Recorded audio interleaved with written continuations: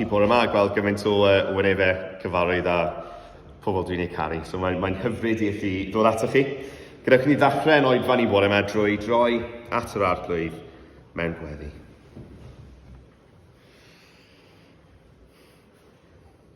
O Dduw ein Tad, i ni'n diolch i ti arglwydd ein bod ni'n gallu dod ynghyd bore yma. Yn diolch i ti arglwydd bod ti yn addo pan mae yna ddau neu dri yn cyfarfod yn enw ti, bod ti yma'n bresennol hefyd. Felly arglwydd ni'n gweddio, a wneud i dy bresenoldeb di yn amlwg i ni y bore yma. Oherwydd arglwydd ein bod ni'n dod at y air di. Ni'n gweddio bydde ti'n siarad gyda ni, o Dduw.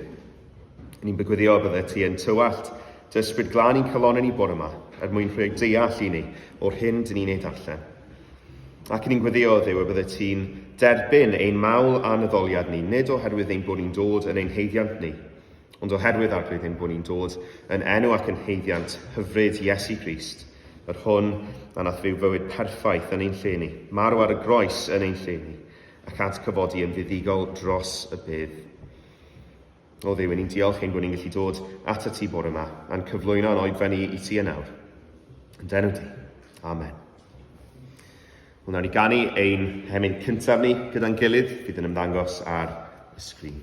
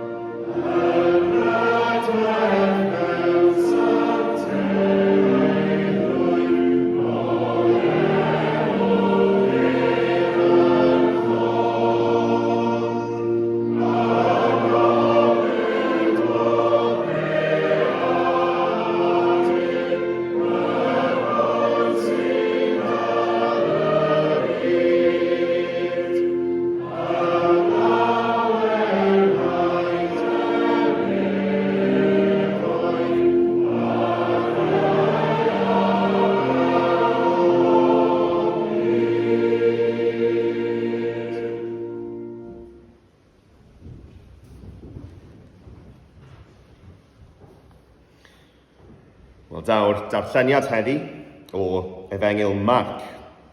Ni'n darllen o'r 9fed benod, adnodau 2 i 13. A testun y darlleniad yw'r gwedd newidiad. Meddai hefyd wrthynt. Yn wir, rwy'n dweud wrthych, y mae rhai o'r sawl sy'n sefyll yma na phro fant flas marwolaeth nes iddynt weld teyrnas Dduw wedi dyfod mewn nerth.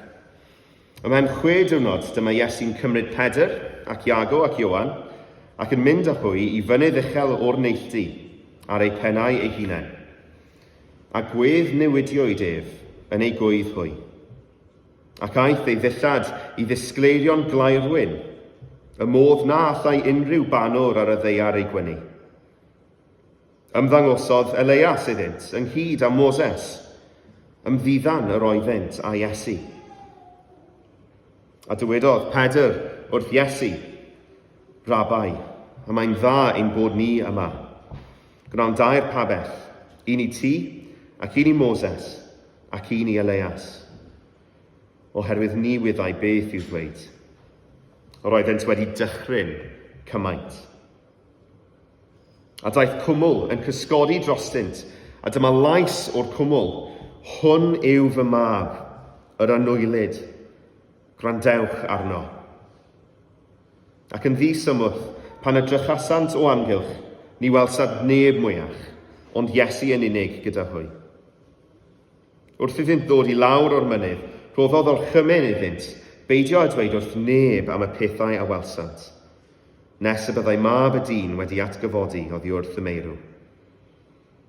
Daliasant ar y gair, gan holi yn ei plith ei hunain, beth yr oedd ystyr atgyfodi oddi wrth y meirw. A gofyn asant iddo, pam y mae'r ysgrifenyddion yn dweud bod yn rhaid i Elias ddod yn gyntaf? Meddai yntau wrthynt, y mae Elias yn dod yn gyntaf ac yn adfer pob peth. Ond sut y mae'n ysgrifenedig am fab y dyn, neu fod i ddioddef llawer a chael ei ddirmygu?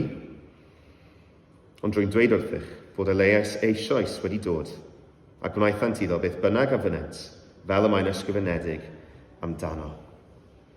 Ni'n diolch i Dduw am ei air.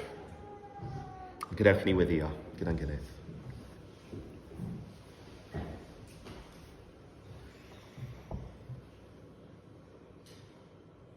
O Dduw Dad, i ni mor ddiolchgar i ti o arglwydd ein bod ni'n gallu dod at ein gilydd bore yma. I ni mor ddiolchgar arglwydd bod gennym ni'r rhyddid i wneud hynny.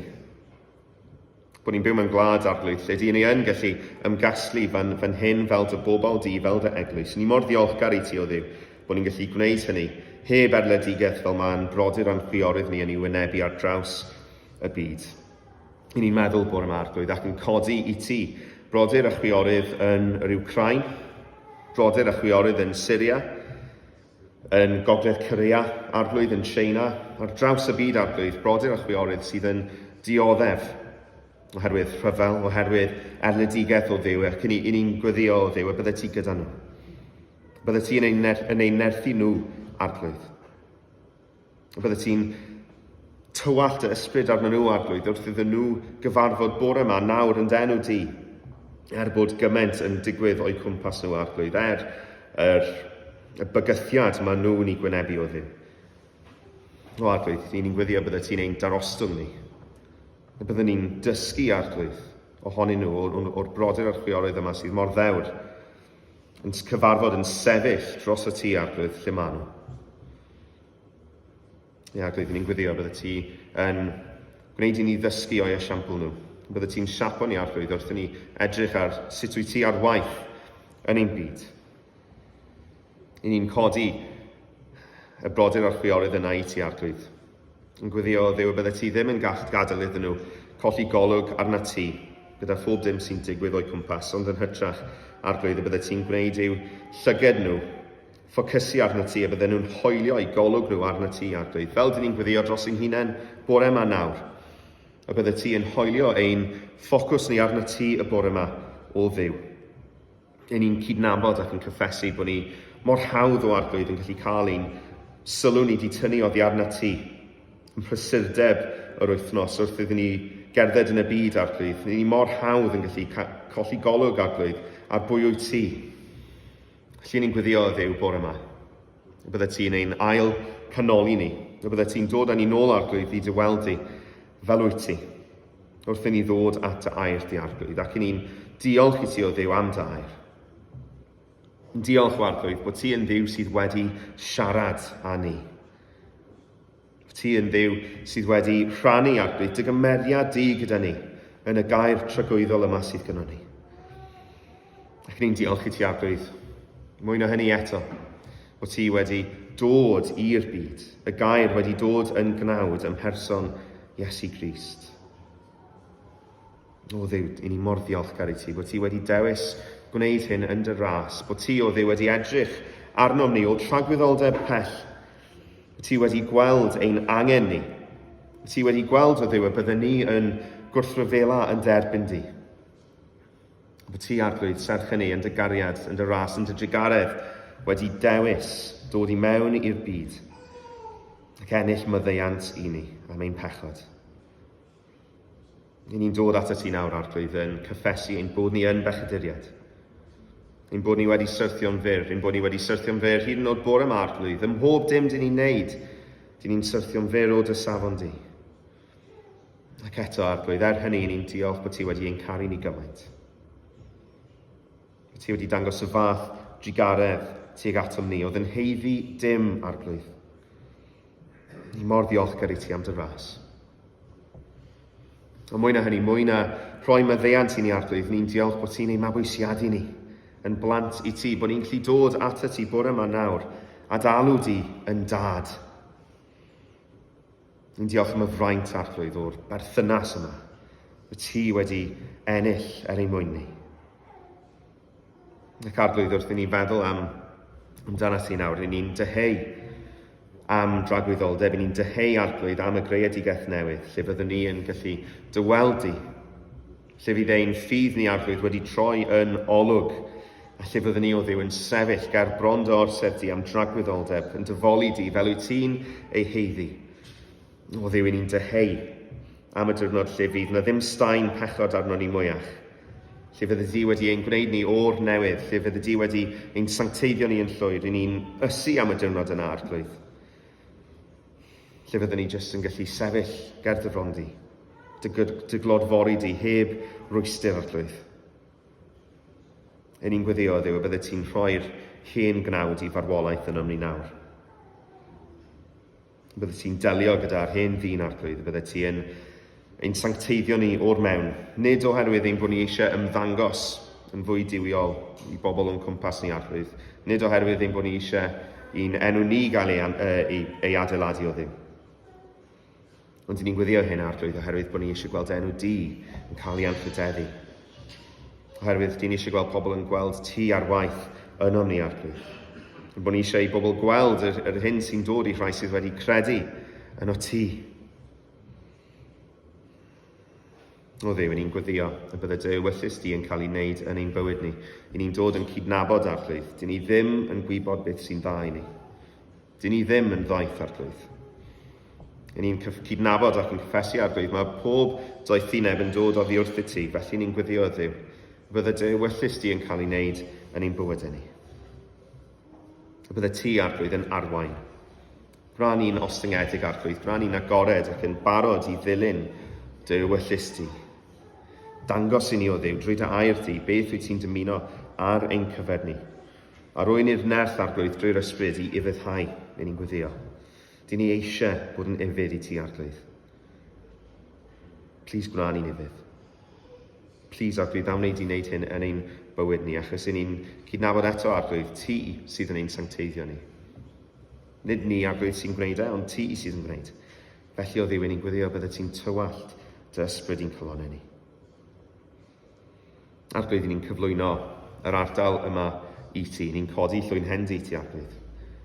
Yn gweddio bydde ti ar waith yn fan hyn, a bydde ti yn defnyddio yr eglwys hon Arglwydd i gyrraedd y gymuned fan hyn. Bydde nhw Arglwydd yn dystion ffyddlon i ti, yn codi'r neges o iachadwriaeth i'r rhai o'n cwmpas ni Arglwydd, fel Moses yn codi'r polyn yn yr anialwch, bydde pobl yn dod Arglwydd ac yn derbyn achubiaeth a iachad ysbrydol. Arglwydd, ni'n ysu, ni'n deheu i weld pobl yn dod i dynabod di. Oherwydd mae gennym ni gonsern dros nhw Arglwydd. Arglwydd, ni mor ddiolchgar bod ti wedi ein achub ni o ganlyniad ein pechod ni, o'r gosb am ein pechod ni. A dyn ni'n dymuno gweld eraill Arglwydd yn dod i dynabod di, yn derbyn maddeuant, yn derbyn gras o trigaredd, fel ei bod nhw ddim yn gwynebu'r gosb yna. Mwy na hynny ddo Arglwydd, ni'n eisiau gweld enw di yn cael ei anrhydeddu yma. Dyn ni eisiau gweld pobl yn dyfoli di, fel wyt ti'n heiddi. Dyn ni eisiau gweld pobl yn cael ei adfer i'w pwrpas go iawn nhw Arglwydd. Yn dod at y ti ac yn dyfoli di. Ni'n gweddio bydde ti'n gwneud hyn yn y lle yma Arglwydd, ac ni'n codi eglwysi arall ar draws yr ardal ac ar draws y wlad i ti Arglwydd, yn gweddio bydde ti'n gwneud hyn yn eu bywydau nhw hefyd. Gwna dy seintiau di Arglwydd yn gadarn i ni'n gweddio. Ni'n meddwl bod yma Arglwydd hefyd am y rhai sydd yn galaru. Yn brodyr a chwiorydd Arglwydd, i ni fan hyn sydd yn galaru, ac ni'n gweddio o Dduw y bydde ti yn agos. Ni'n diolch i ti, Arglwydd, bod ti yn Dduw sydd yn addo bod yn agos at rhai sydd yn isel, rhai sydd yn galaru, rhai sydd yn dioddef. Felly, Arglwydd, ni'n gweddio bydd y dy bresenoldeb di yn glir, yn amlwg, yn gysur iddyn nhw yn yr adeg yma. Ni mor ddiolchgar i ti, Arglwydd, bod ti wedi darparu ar ein cyfer ni. Bod ti yn darparu am ein anghenion dyddiol ni, Arglwydd. Ni'n gweddio, Dduw, bydd ti'n parhau i wneud hynny. Gad i ni sylweddoli, Arglwydd, mwy o mwy bod ni'n hollol ddibynnol arna ti ym mhob dim. Yn gorfforol, yn feddylion, yn ysbrydol, Arglwydd. Gad i ni sylweddoli ein dibyniaeth ni arna ti, Arglwydd, a pwyso arna ti yn hynny o beth. Ni'n gweddio, Dduw, y bydde ti yn dyroi ni heddiw ein bara beunyddiol. Ac ni'n gweddio, Dduw, y bydde ti'n ein cadw ni rhag temtasiwn. Cadw ni rhag yr un drwg o, Arglwydd. Ni'n gweddio bydde ti'n amddiffyn ni yn y lle yma wrth i ni geisio ti, Arglwydd, wrth i ni geisio wneud dy waith di. Ni'n gweddio, Dduw, am amddiffyniad. Ni'n gweddio hynny gyd, Arglwydd, yn enw Iesu Grist, ein arglwydd hyfryd ni. Amen. Nawr ni ganu ein ail emyn gyda'n gilydd, fydd yn ymddangos ar y sgrin nawr.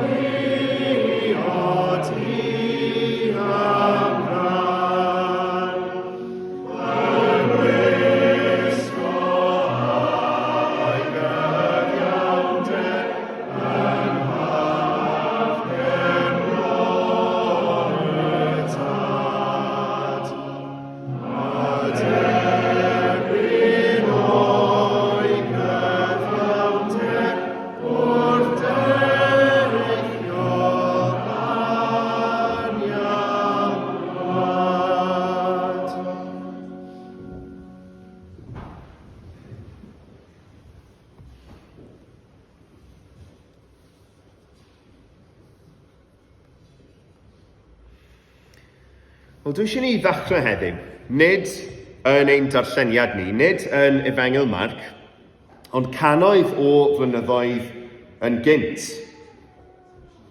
Dwi eisiau ni ddechrau heddiw wrth ymyl mynydd Sinai. Y mynydd lle nath Moses cwrdd â Duw a derbyn y 10 gorchymyn ganddo. Ar ôl i Moses fod lan ar y mynydd yr ail dro, mae'n dychwelyd i lawr i wersyll yr Israeliad. Ac mae'r Beibl yn dweud hyn am beth mae'r Israeliad yn ei weld. Pan ddaeth Moses i lawr o fynydd Sinai, gyda 2 lech y dystiolaeth yn ei law, ni wyddai fod croen ei wyneb yn disgleirio ar ôl iddo siarad â Duw.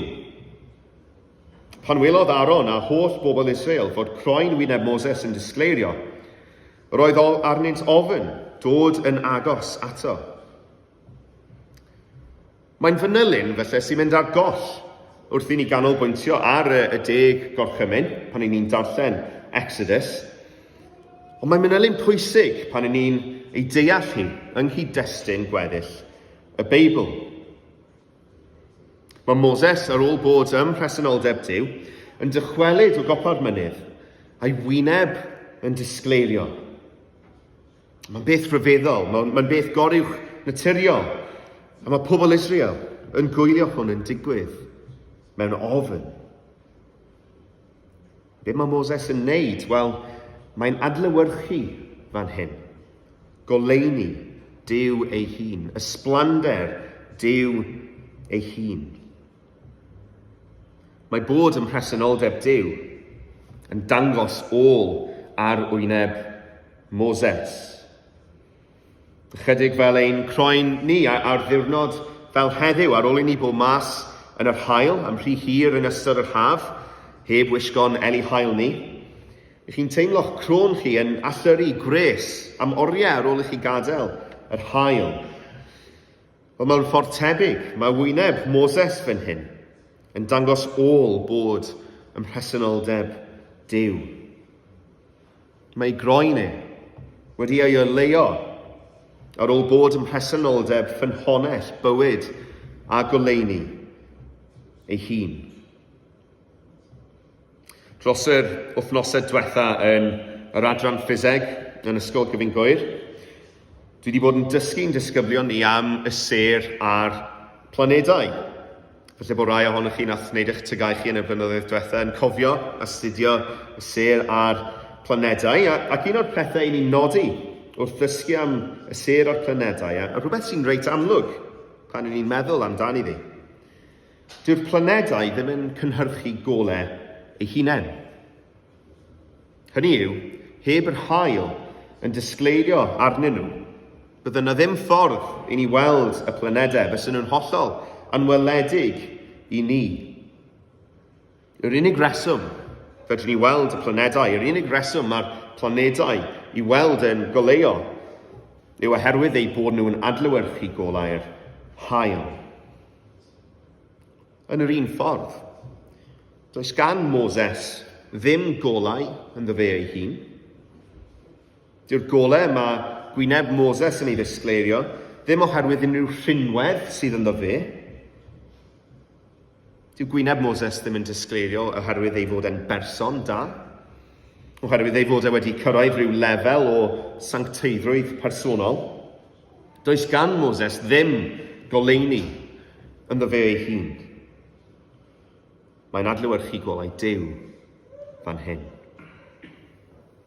Cofiwch fod Moses yn llofrydd. Dyma ddyn nath ffoi o'r aillt ar ôl lladd eithtiwr. Mae Moses fel ni yn bechadur. Mae'r golau yma sydd i weld ar ei wynebau yn adlewyrchiad o oleuni Duw. Nid unrhyw golau sy'n perthyn iddo fe ei hun. Nawr, falle bod ni'n meddwl ar y pwynt yma, pam bod ni wedi dechrau fan hyn?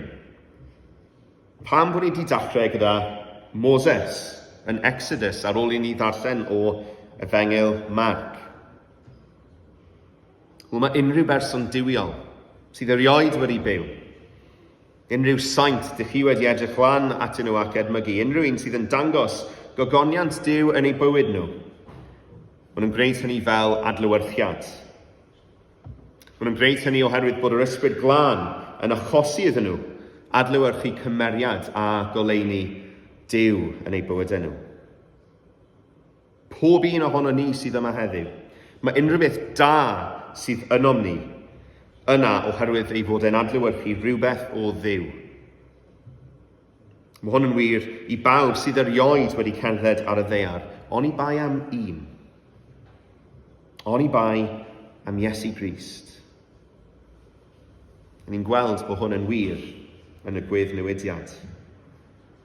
Y digwyddiad sydd gennym ni dan sylw heddiw, y gweddnewidiad, y Transfiguration, yw'r digwyddiad lle mae gwedd bydol Iesu Grist yn cael ei dynnu i ffwrdd, fel llenni yn cael ei tynnu o'r neilltu. Y ni'n darllen a gweddnewidiwyd ef yn ei gwyddhwy, ac aeth ei ddillad i ddisgleirion glairwyn, y modd na allai unrhyw banwr ar y ddaear ei gwynu nhw. Lle roedd gweld gwyneb Moses yn adlewyrchu goleuni Duw, fel edrych ar leiad llachar yng nghanol y nos. Mae gweld Iesu yn y gweddnewidiad fel gweld yr haul ar ganol dydd. Nid adlewyrchu goleuni Duw, mae Crist yn ei wneud. Fe yw ffynhonnell golau. Y gweddnewidiad yw lle mae'r disgyblion sydd gyda fe yn gweld gyda'i llyged nhw diwdod Iesu Grist. Mae'n dda bod ni'n cross-reference os licwch chi beth ni'n sôn am gyda darnau eraill o'r Beibl. Mae Ioan yn dweud am Iesu yn ei efengyl ef, roedd y gwir oleuni sy'n goleuo pawb eisoes yn dod i'r byd. Mae Paul yn sôn wrth y Corinthiaid am oleuni efengyl gogoniant Crist, delw Duw. Ac mae'r awdur yr Hebreaid yn dweud mae Iesu yw disgleirdeb gogoniant Duw ac mae stamp ei sylwedd arno fe. Ydych chi'n gweld gobeithio'r pwyslais y mae'r Beibl yn ei roi ar Iesu Grist nid yn adlewyrchu ysblander Duw, nid yn adlewyrchu goleuni Duw, ond fel ffynhonnell goleuni Duw. Fe yw Duw ei hun. Ac yn y gweddnewidiad ar gopa'r mynedd, i ni'n gweld ei ysblander dwyfol yn disgleirio ohono fe. Mae yna 3 phwynt dwi eisiau i ni ystyried yn y leini hyn. A maen nhw'n ymwneud â'r wahanol bobl i ni'n gweld yn ymddangos yn ein darlleniad ni. Mae Moses yn ymddangos, mae Elias yn ymddangos, ac mae'r disgyblion yna yn gweld y cyfan yn digwydd. A felly dwi eisiau ni ystyried beth yw arwyddocâd Iesu o'r 3 safbwynt yma. Pwy yw Iesu i Moses, pwy yw Iesu i Elias, a pwy yw Iesu i'r disgyblion. Mae'n gwestiwn, a tan i fi baratoi'r bregeth yma, nes I ddim feddwl am y cwestiwn yma, ond pam Moses ac Elias? Pam nad Abraham a Dafydd? Pam nad Eseia a Joshua? Mae yna arwyddocâd arbennig i ymddangosiad Moses ac Elias, a mae rhaid I ni esbonio hynny. A dwi'n meddwl hefyd bod rhaid I ni nodi bod yna rhywbeth rhyfeddol yn digwydd fan hyn, wrth I ddwyfoldeb Iesu gael ei ddatgelu I ni. Moses ac Elias yn ymddangos. Y dynion yma sydd wedi huno ers blynyddoedd. Ac eto dyma nhw'n ymddangos fan hyn gyda Iesu yn siarad gyda fe. A nid fel ysbrydion, chwaith mae'r disgyblion yn ei gweld nhw, maen nhw'n gweld nhw yna yn y cnawd ac yn dweud, mae eisiau ni codi pebyll I rhain. Mae'n rhywbeth goriwch naturiol yn digwydd fan hyn, lle mae 2 o grydynwyr y gorffennol yn ymddangos gyda Iesu. Dwi'n siŵr os mai ni oedd Pedr neu Iago neu Ioan yn y sefyllfa yna, y byswn ni yn ymateb mewn ffordd tebyg wedi dychryn yn llwyr.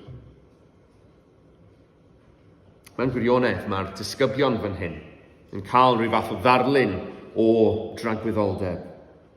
o'r greadigaeth newydd, lle fydd yr holl gredinwyr sydd wedi rhoi eu ffydd nhw yn Iesu Grist yn gweld Iesu fel y mae ac yn ei foli am byth.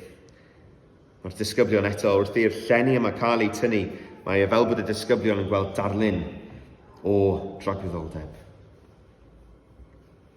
So at ein pwynt cyntaf ni heddiw. Beth yw arwydd y cad, ymddangosiad Moses? Pwy yw Iesu i Moses? Wel, fel dyn ni eisoes wedi dweud, Moses na dderbyn y 10 gorchymyn ar fynydd Sinai. Mae enw Moses a pherson Moses ei hun yn cael ei ddefnyddio'n aml yn y Testament Newydd i gynrychioli'r gyfraith. Cyfraith Duw. Y gyfraith sy'n dangos cymeriad perffaith Duw i ni. A sut i ni wedi syrthio'n fyr ohono. Mae Moses fan hyn yn cynrychioli'r gyfraith. Pan bod hynny'n arwydd y cawol, ar y foment anhygoel yma ar ben y mynydd, pan bod Moses yn ymddangos, beth yw'r gyfraith i Iesu Grist? Wel, rhan o'r gwaith nath Iesu ddod i'r byd i'w cyflawni, yw cyflawni'r gyfraith. Hynny yw, byw bywyd perffaith o dan ofynion cyfraith Duw, mewn gweithred ac yn ei galon hefyd. Daeth Iesu Grist i'r byd a byw bywyd hollol ifydd i ddiw y tad, bywyd yn llawn gras a gwirionedd. Fel dyn ni newydd canu yn pennill olaf ein emyn diwetha ni, mae cyflawnau'r gyfraith byr. Pan bydd fe mor bwysig bod Iesu yn byw'r bywyd perffaith felly? Wel, yn y lle cyntaf, os mae Duw ar y ddeiar yw hwn, mae'n dilyn bod rhaid i Iesu fyw y bywyd perffaith, oherwydd ei fod e'n dduw sanctaidd. Heb fywyd perffaith ar y ddeiar, yn hollol ifydd i'w gyfraith ei hun, mae'n methu bod yn dduw. Ond pan ni'n darllen yr Efengylau, pan ni'n darllen yr hanesion am Iesu, a phan dyn ni'n dod a chwrdd â fe yn bersonol, dyn ni'n gweld dyma berson oedd heb bechod ynddo fe. Dim staen pechod ar ei fywyd o gwbl. Ond pan bod hynny'n bwysig i ni? Wel, oherwydd ein bod ni wedi methu byw bywyd perffaith. Oherwydd ein bod ni i gyd wedi syrthio'n fyr. Ond mae hynny'n golygu, os dwi yn dod at Dduw, yn rhinwedd fi fy hun, yn fy heiddiant i, ar sail be dwi di wneud, o fe gaf i fy wrthod. Fe fyddai yn derbyn cosb a barn oherwydd bod fi ddim wedi ufuddhau i gyfraith Duw. Dwi'n un sydd wedi syrthio'n fyr. Dyn ni i gyd fan hyn yn rhai sydd wedi syrthio yn fyr yn ein pechod. Ond mae Iesu Grist wedi dod a byw bywyd perffaith. Os ydyn ni'n credu yn hynny, os ydyn ni'n rhoi ein ffydd ni yn Iesu Grist, mae Iesu yn cyfri ei fywyd i ni. Dyn ni eto wedi canu bore yma i bod ein gwisgo ni a'i gyfiawnder ein bod ni yn anghyfiawn. Mae Crist Iesu yn ein gwisgo ni a'i gyfiawnder pan dyn ni'n credu ynddo fe. Mae'n delio gyda'n anghyfiawnder ni, oherwydd ei fod wedi byw'r bywyd perffaith yn y cnawd. Ac felly, pan dyn ni'n dod gerbron Duw, dyn ni'n dod yn heiddiant Iesu, ar sail bywyd Iesu, nid ein heiddiant ni. A thrwy hynny, ni'n cael ein derbyn yn llwyr. A dyma pam ni'n credu mai Iesu yw'r unig ffordd. Does na ddim ffordd arall at Dduw, oherwydd dim ond ym mherson Iesu Grist mae Duw ei hun wedi dod i'r ddeiar a byw'r bywyd perffaith. Fe yw'r unig ffordd. A fe yw'r ffordd sy'n ein cymryd ni yna i cael ein derbyn yn llwyr.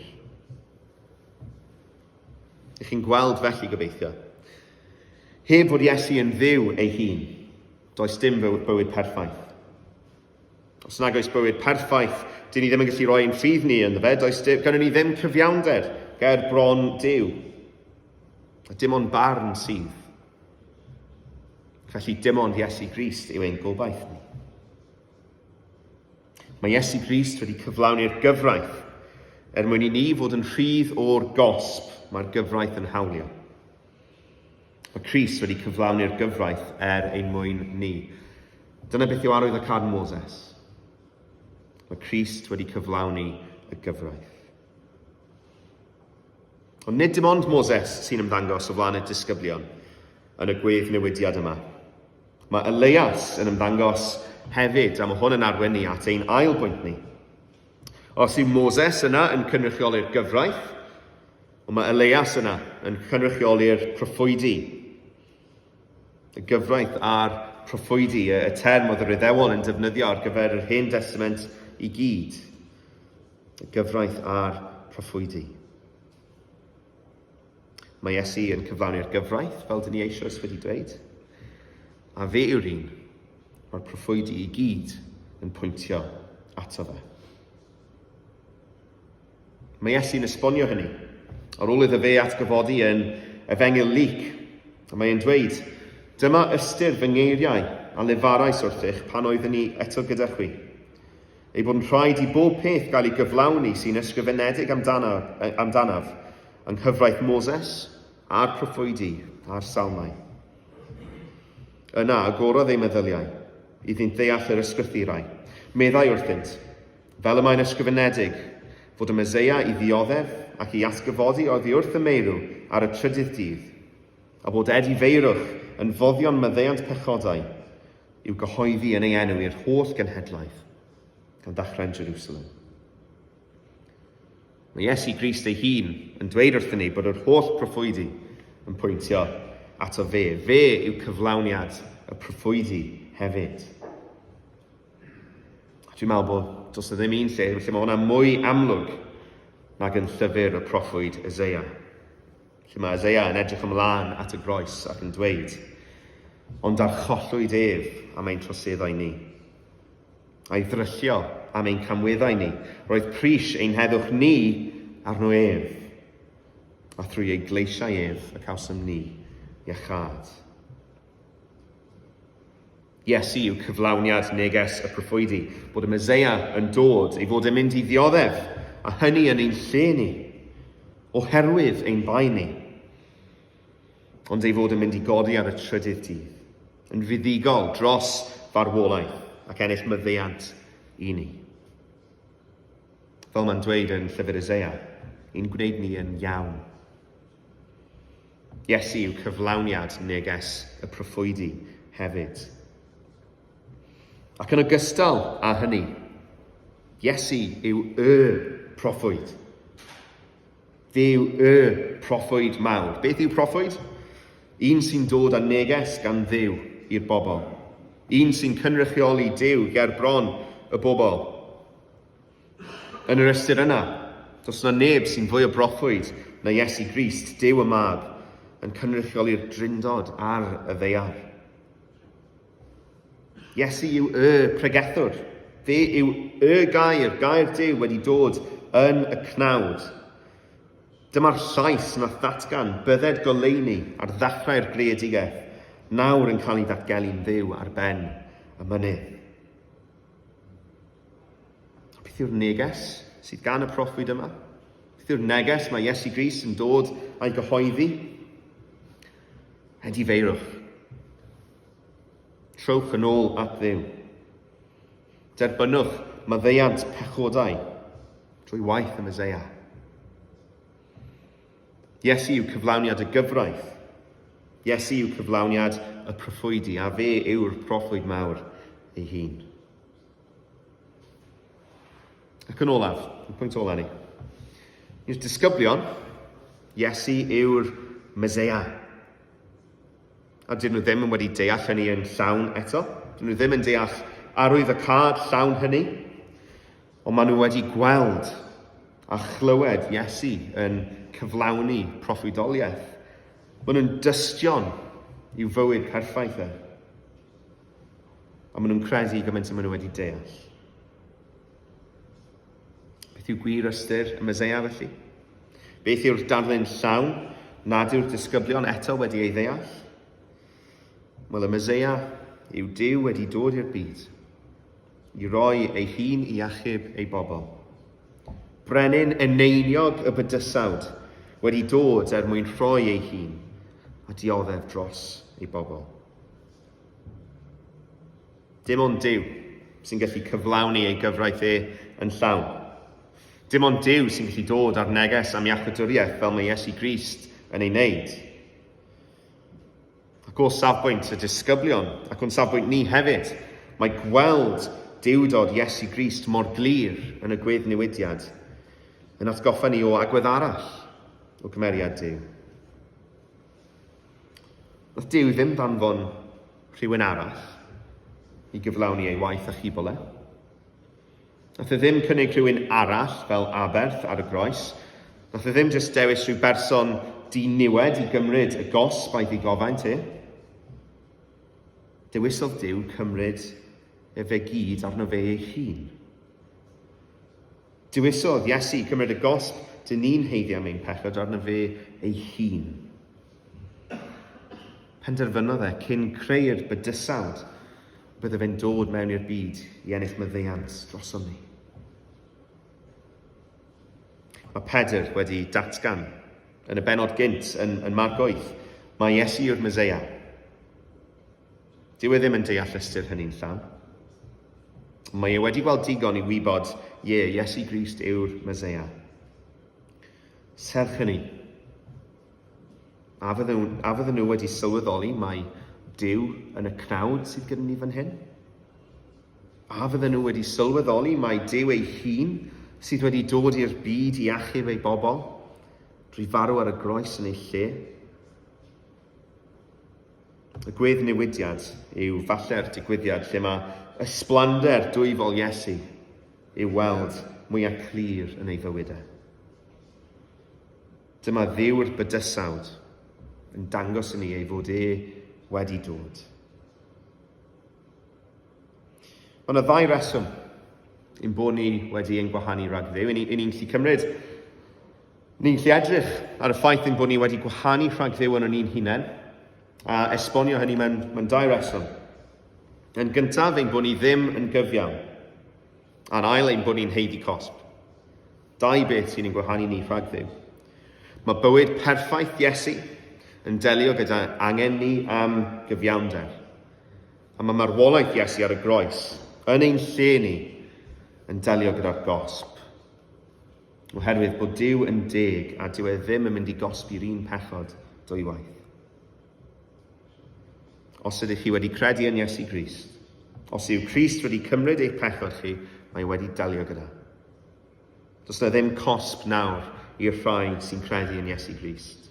Does dim condemniad, does dim gwarth bellach, oherwydd yr hyn mae Iesu wedi ei wneud. Mae yna modd i ni fod yn hollol iawn gyda Duw. Dod gyda'i fronnau, heb rwystyr. Dyma oedd nod Iesu yn dod atom ni fel Meseia. Ein gwneud ni yn iawn gyda Duw. Dath Iesu Grist i'r byd gyda chi ar ei feddwl e. Dath e mwyn eich gwneud ti yn iawn gyda Duw. Oherwydd i Dduw ddod i'r byd, a chymryd ein cosb ni arno fe, o maddeuant ar gael. Bywyd tragwyddol nawr ar gael, gyda'r Duw sydd wedi ein caru ni gymaint. A felly dwi eisiau gofyn y cwestiwn. Ydych chi'n credu? Ydych chi yn credu? Ydych chi wedi rhoi'ch ffydd chi yn y Duw yma? So ddim cwestiwn mwy pwysig i chi ofyn i chi hunain. Ni'n sôn am lot fyna. Sut ni'n cymhwyso hwn i gyd? Sut ni'n cymhwyso hwn i'n bywydau ni heddiw? Sut mae'r gweddnewidiad 2000 o flynyddoedd yn ôl yn effeithio ar y ffordd i ni'n meddwl heddiw? Wel, yn gyntaf, mae rhaid i ni gydnabod bod y Beibl heb amheuaeth, heb unrhyw amwyster, bod Iesu Grist yn dduw. Mae hwn yn rhywbeth mae gymaint o gapeli a phobl sydd yn proffesu ei bod yn Gristnogion wedi colli golwg arni, neu hollol anwybyddu. Dwi'n nabod pobl yn y mywyd i, pobl sydd wedi bod yn y capel trwy eu bywyd nhw sydd ddim wedi deall hyn. Mae Iesu Grist yw Duw. Duw mawr y bydysawd, Duw y mab, un o bersonau'r drindod tragwyddol. Ydych chi'n credu hynny? Ydych chi'n credu bod Iesu yn dduw? Achos y gwir yw, does yna ddim Cristnogaeth heb y gwirionedd yma. Mae'n rhan hollol hanfodol o'n ffydd ni. Os yw rhywun yn gwrthod dywioldeb Crist, maen nhw wedi gwrthod Duw. Mae rhaid i hwn fod ar flaen ein meddyliau ni, wrth i ni efengylu, wrth i ni fynd allan a rhannu'r newyddion da, ymwneud gyda phobl sydd yn dod o gefndir capel, efallai, ond sydd ddim wedi deall na dysgu'r hanfodion. Rhaid i ni fod yn hollol glir yn pwy yw Iesu Grist, bod yn dduw. Yr ail bwynt i ni gymhwyso. Os ydyn ni wedi rhoi ein ffydd ni'n Iesu Grist, mae hwnna'n golygu ar ryw adeg i ni wedi deall bod ni ond yn gallu dod at Dduw drwy gyfiawnder a trwy heiddiant Iesu Grist. So, gai ofyn, ydych chi'n cofio hynna heddi? Ydych chi'n cofio mai dim ond ar sail bywyd perffaith Crist ydych chi'n cael eich derbyn gan Dduw? Os mae hwnna'n wir, dim ots ble ydych chi ar eich llwybr fel Cristion. Dim ots faint mae Duw wedi eich sancteiddio chi wrth i fewn drwy ei ysbryd glân. Ydych chi'r un mor dderbyniol yn ei olwg ef a gowch chi'r diwrnod cyntaf i chi ddod at y fe mewn ffydd. Achos ydych chi ddim yn dod yn eich cyfiawnder chi'ch hunain. Chi'n dod drwy gyfiawnder, drwy heiddiant Iesu Grist. Dyna'r unig ffordd. Ac felly chi'r un mor derbyniol heddiw ac i chi eriod wedi bod yn dod at Dduw mewn ffydd. Dyle hynny'n darostwng ni. Dyle hynny'n gwneud ni'n ostyngedig. Achos mae rhaid ni sylweddoli, sdim byd fedrai ychwanegu. Sdim byd fedrai ychwanegu at waith Iesu Grist. Sdim byd fedrai i wneud i gwneud fy hun yn fwy derbyniol yng ngolwg Duw. Mae Crist wedi gwneud y cyfan. Ei gyfiawnder sy'n bwysig, nid unrhyw gyfiawnder sy'n perthyn i fi yn rhinweddu fi fy hun. Nawr, wrth gwrs, mae'n sancteiddhad ni yn dod â chlod i Dduw, ydy. A mae rhaid i ni ceisio sancteiddhad. Dyn ni eisiau dod â chlod i enw Duw. Mae rhaid ni wneud hynny tra'n cofio. Dwi ddim yn gwneud ni'n fwy derbyniol yng ngolwg Duw. Yn llyged ein tad ni. Os yw Crist wedi achub chi o'ch pechod, os ydych chi wedi derbyn maddeuant Iesu Grist, chi'n blentyn i Dduw nawr. Nawr ac am dragwyddoldeb, yr un mor dderbyniol yn ei olwg ef. Trydydd peth dwi eisiau cymhwyso. Iesu yw cyflawniad y proffwydi. Y proffwyd mawr ei hun, fel dyn ni wedi gweud. Pa neges nath Duw ddewis pregethu ar y byd? Pa neges bregethodd Duw y mab? Edifarhewch, credwch y newyddion da, a derbyniwch maddeuant pechod. Dyma'r neges dylai fod yn sylfaen ac yn ganolog un ffydd ni. Dyma'r neges dylai fod ar flaen ein gwefusau ni i gyd. Dim ots os ni'n bregethwyr neu beidio. Does yna ddim un neges mwy pwysig na hyn. Bod maddeuant pechod, perthynas iawn gyda Duw a bywyd tragwyddol ar gael i ni drwy groes Iesu Grist. Os oes unrhyw neges yn cymryd blaenoriaeth dros hynny yn ein calon ni, mae eisiau ni checio hynny. Mae eisiau ni wirio hynny. Dyma'r neges dath Iesu yn pregethu. Dyma'r neges nath o roi fel comisiwn i'r disgyblion, i'r apostolion. Dyma'r neges mae wedi roi a'n comisiynu ni gyda. Ofyn i chi, pryd oedd y tro diwetha? Chi ddweud wrth person bod maddeuant ar gael am eu pechod nhw. Dyle hwn fod ar flaen ein meddyliau a'n tafodau ni. Ac yn olaf, beth ola dwi eisiau ni nodi? Yn y ffordd i ni'n meddwl am Dduw ei hun. Eisiau ni gofio heddiw bod Duw wedi dewis cymryd y gosb arno fe ei hun. Duw ei hun wedi dod mwyn ein achub ni rhag barn tragwyddol. Dim ots beth sy'n digwydd yn ein bywydau ni. Os y'n ni wedi ein hachub, diolchgarwch dylai fod ein agwedd mwyaf blaengar ni. Diolchgarwch bod Duw mor llawn gras, trigaredd a chariad tuag atom ni.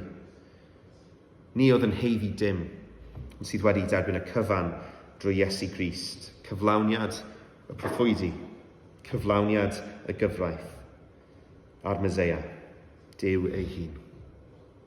Gallwch ni weddio. Arglwydd, ni'n diolch i ti am dy air.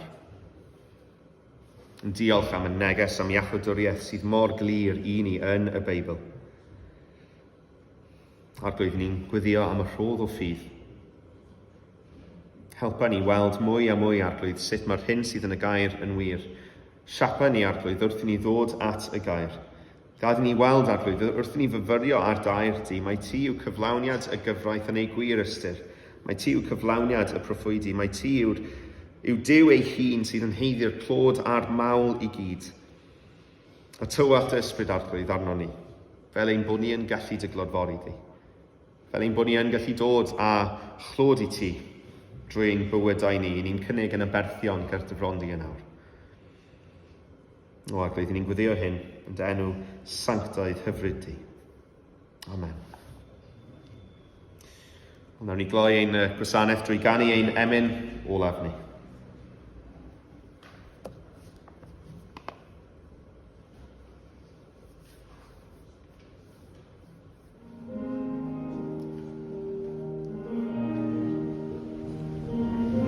Sy'n hun, mae'n gobaith i, ef yw'n lein i'n nerth am car, mewn stormydd ddim a sychder blin, am ddiffyn y Duw yn y tan.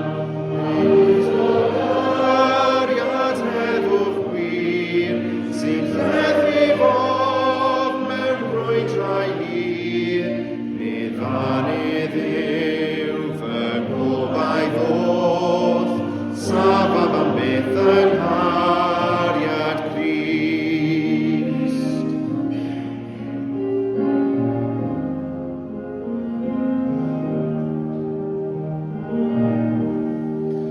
Yng Nghrist ei hun, fe wisgodd gnawd, Duw dod yn atgas gan y byd.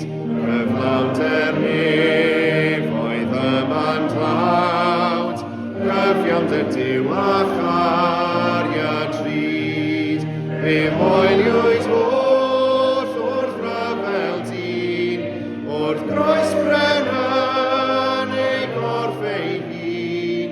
Yr iawn difai dros bechod yw, yma trwy heiddiad Crist rwy'n byw.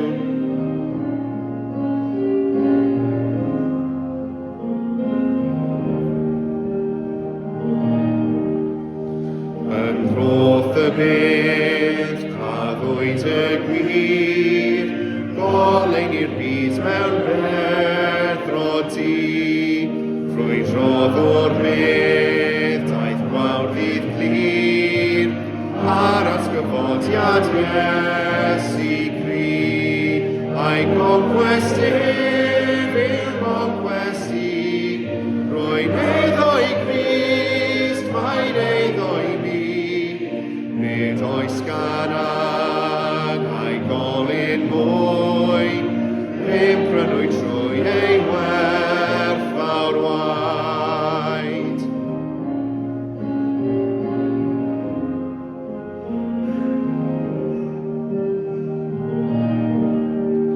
Nid ofnaf byw na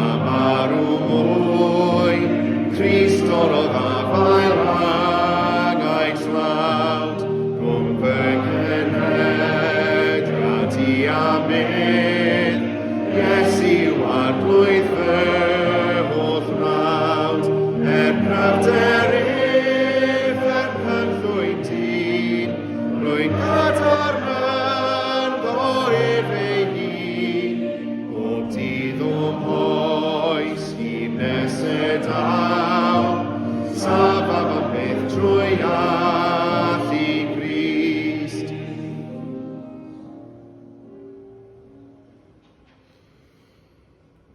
O Arglwydd, ni'n gweddio dy fendith di nawr, wrth i ni ada. Ni'n gweddio Dduw bydde ti'n parhau i siarad gyda ni trwy dy air ti. A bydde ti'n parhau i'n trawsnewid ni, Arglwydd, a peidio gadael i ni gyd yn ffurfio a ffatrwm y byd. Yn hytrach, Arglwydd, ni'n gweddio bydde ti'n parhau i'n adnewyddu ni, wrth i ni ddod i dynabod di yn well. Dyma'n gweddi ni nawr o Arglwydd Iesu, gad i ni dynabod di mwy a mwy. Yn enw di. Amen.